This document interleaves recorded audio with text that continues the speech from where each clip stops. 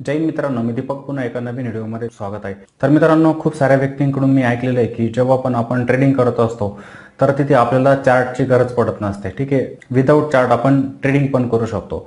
पण तुम्हाला काय वाटतं की आपण चार्ट न बघता ट्रेडिंग करू शकतो का? जर आपल्याला योग्य लेवलवरती स्टॉकमध्ये जर एंट्री घ्यायची असेल तर ती एंट्री आपल्याला अशीच घेता येऊ शकते का? तर ती गोष्ट शक्य नाही आहे मित्रांनो। तुम्हाला जर ट्रेडिंग करायचं असेल किंवा तुम्ही इन्व्हेस्टमेंट करायची असेल तुम्हाला, तर त्या ठिकाणी पण आपल्याला चार्टची गरज पडतेच। टेक्निकल हे फार महत्त्वाचं असतं आणि त्यामध्ये पण खास करून ज्यांना पण ट्रेडिंग करायची असते तर त्या ट्रेडिंगसाठी टेक्निकलची नक्कीच गरज पडते। आपल्याला त्या स्टॉकचं टेक्निकल ॲनालिसिस करावंच लागतं। तुम्ही जर चार्ट बघत नसाल आणि अंदाजे जर एखाद्या स्टॉकला जर बाय करत असाल तर तो स्टॉक कोणत्या लेवलवरती आहे हे तुम्हाला माहीत नसतं। तो स्टॉक टॉपला आहे की बॉटमला आहे हे पण तुम्हाला माहीत नसतं। मग तुमची एंट्री त्या ठिकाणी चुकू शकते आणि त्या ठिकाणी तुम्हाला मग लॉस पण होऊ शकतो। आता मी तुम्हाला काही गोष्टी या चार्टद्वारे पण दाखवून देणार की जर तुम्ही योग्य लेवलला बाय केलं स्टॉकला तर कसं तुम्हाला प्रॉफिट बनू शकतं।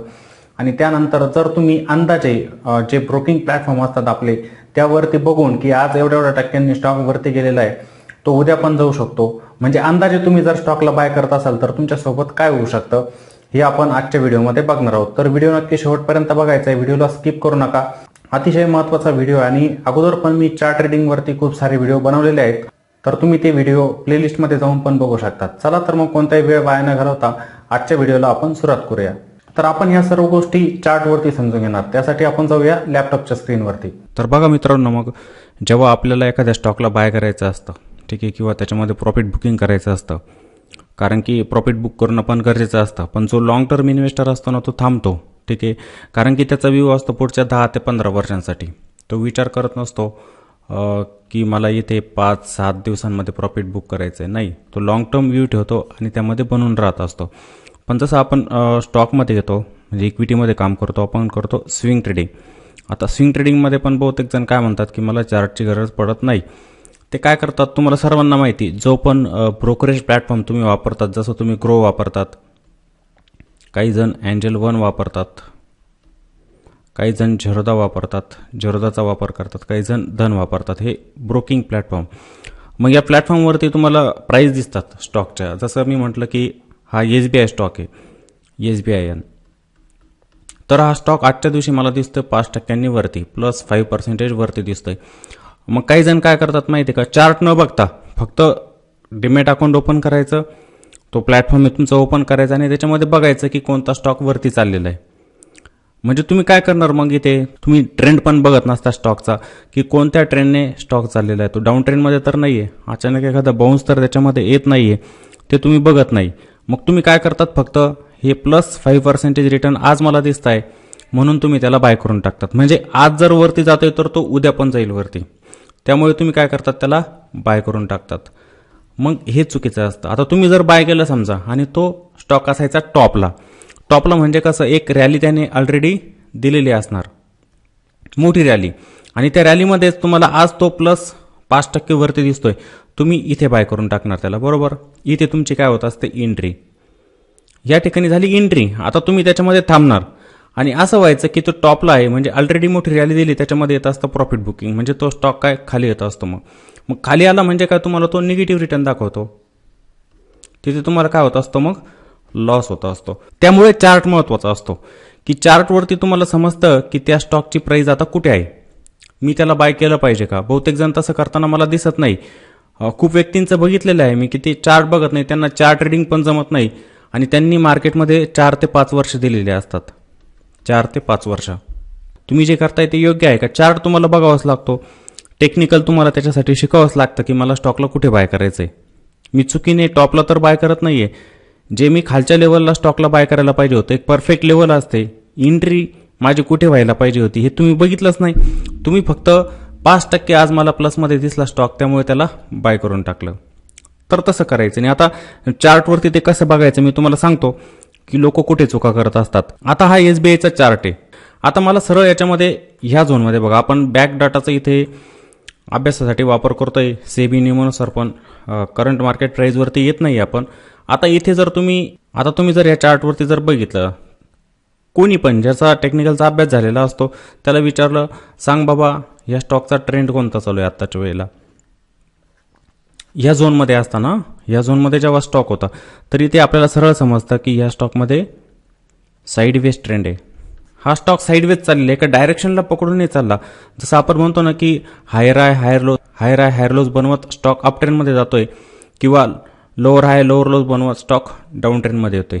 हे दोन्ही ट्रेंड मला दिसत नाही. स्टॉक मला एका रेंजमध्ये दिसतोय मला स्टॉक. मग एका रेंजमध्ये जर दिसतोय आणि ती रेंज जर मोठी असेल तर मग मात्र आपण त्या रेंजला पण चेस करू शकतो की सपोर्टला आला तिथे एक बाउन्स येऊ शकतो, तिथून आपण त्याला बाय करू शकतो. पण शक्यतो एक नॅरो रेंज जर असेल तर तिथे पण आपण टाळतो. स्टॉकला आपण बाय करत नसतो, त्या ठिकाणी आपण एंट्री घेत नाही.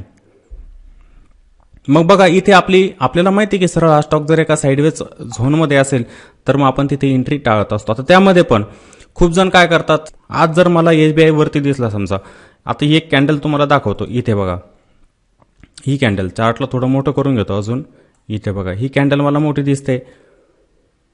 आता इथे बघा जवळजवळ 2% SBI वरती होता, पण एक लेवल असते बघा. जसं इथे ही कॅन्डल ग्रीन बनत चाललेली, तुमचा ब्रोकर प्लॅटफॉर्म असतो त्याच्यामध्ये पण तुम्हाला हा स्टॉक त्यावेळेला ग्रीनमध्ये दिसणार. मग तुम्ही जर बाय केलं समजा चार्ट न बघता तुम्ही त्याला बाय करून टाकताय तर तुम्ही एका रेजिस्टन्स लेवलला स्टॉकला बाय करून टाकताय जिथून रिजेक्शन येण्याची संभावना जास्त आहे. म्हणजे तो स्टॉक त्या लेवलपासून खाली येऊ शकतो. खाली आला तर काय होईल, तुम्हाला निगेटिव्ह रिटर्न दिसतील. बघा इथून जसं ह्या लेवलपासून रिजेक्शन आलं, सेलिंग आली, ही मोठी सेलिंग आली बघा SBI मध्ये. हा स्टॉक येऊन पोहोचला पुन्हा 784 म्हणजे एका सपोर्ट लेवलला. इथे सपोर्टवरती आला स्टॉक बरोबर. ज्या स्टॉकमध्ये तुमची एंट्री झाली होती 830 रुपयांना, म्हणजे तुम्ही इथे एंट्री घेतली, त्या स्टॉकला तुम्ही बाय केलेलं होतं इथे, तो स्टॉक येऊन पोहोचला 784. मग बघा तुम्हाला इथे काय होत असतो, लॉस होत असतो. इथे लॉस होत असतो. एक कशामुळे झालं, तुम्ही चार्ट बघितला नाही. चार्टवरती काय प्राइजेक्शन, चार्टवरती तुम्ही बघितलं नाही की हा स्टॉक टॉपला आहे की तो बॉटमला आहे, हे तुम्ही बघितलंच नाही. म्हणजे ज्या लेवल्स असतात आपल्यासाठी महत्त्वाच्या असतात त्या लेवल्स तुम्ही बघितल्या नाही, त्यामुळे तुम्ही फसले तिथे.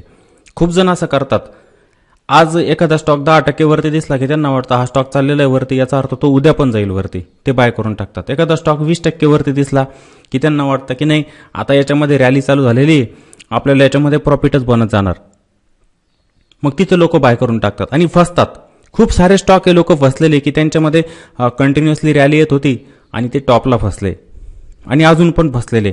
मग त्या स्टॉकमधून तुम्ही केव्हा बाहेर पडाल सांगता येत नाही. 2 वर्ष जातात की 5 वर्ष जातात की 10 वर्ष जातात सांगता येत नाही. पण एका परफेक्ट लेवलला स्टॉपलॉसचा वापर करून जर तुम्ही एंट्री घेतली तर शक्यतो मग तुम्ही चांगलं प्रॉफिट त्याच्यामध्ये बनवू शकतात. पण चार्ट बघणं गरजेचं असतं. आपण जेव्हा शेअर मार्केटमध्ये येतो चार्ट ट्रेडिंग फार महत्त्वाचे असते. जेव्हा तुम्ही स्टॉक मार्केटमध्ये याल चार्ट रीड करणं तुम्हाला जमलंच पाहिजे. आता चार्ट ट्रेडिंगवरती पण आपल्या चॅनलवरती खूप सारे व्हिडिओ आहेत, तुम्ही प्लेलिस्टमध्ये जाऊन ते बघू शकतात की चार्ट रीड करणं किती महत्त्वाचं असतं आणि चार्ट रीडिंग करताना कोणकोणत्या गोष्टी आपण बघायच्या असतात, कसं आपण त्या चार्टला रीड करायचं, त्या सर्व गोष्टी मी तुम्हाला तिथे सांगितलेल्या आहे. आता ज्या व्यक्तीला चार्ट रीडिंग जमतं ती काय करणार, इथे परफेक्ट एंट्री घेणार. आता ती एंट्री कशी घेणार बघा.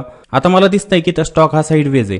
आता मी वाट बघणार त्या रेंजच्या बाहेर जाण्याची आणि परफेक्ट लेवलला एक एंट्री घेणार. जसं इथे ब्रेकआउट एंट्री घेतो असतो आपण बघा, या ठिकाणी दिसतंय तुम्हाला स्टॉक एक रेजिस्टन्स लेवलला हिट करायचा, तिथून खाली यायचं, रिजेक्शन यायचं, पण फायनली इथे ब्रेकआउट देऊन टाकला. मग इथे आपण त्याला बाय करू शकतो. मी ॲनालिसिस केलं की इथे एक डायरेक्शनल मूव्ह मार्केटमध्ये येऊ शकतो. मी एंटर झालो तर माझं तिथे प्रॉफिट बनेल. हा व्ह्यू माझा ॲनालिसिस. मी हे काय बघून करतोय, चार्टला बघून करतोय. एक झालं हे. त्यानंतर बघा इथे स्टॉक पुन्हा कॉन्सोलिडेट झाला होता बघा, इथे दिसतंय इथे कॉन्सोलिडेट झालेला होता. आता इथे कॉन्सोलिडेशन होतं याचा अर्थ मी काय ताबडतोब एंट्री घेणार का याच्यामध्ये, अजिबात नाही. एक ब्रेकआउट एंट्री घेतली, थांबलेलं आहे, ठीक आहे. मला चार्टवरती सरळ सरळ दिसतंय की हा स्टॉक या ठिकाणी कॉन्सोलिडेट होतोय बरोबर, एका रेंजमध्ये आहे. ती रेंज पण छोटी आहे. मी तिथे बाय करायला पाहिजे का, अजिबात नाही. हे मला केव्हा समजेल, जेव्हा मी चार्टला बघेल, त्या लेवल्स त्यावरती ड्रॉ करून ठेवेल, तेव्हा मला त्या गोष्टी समजतील.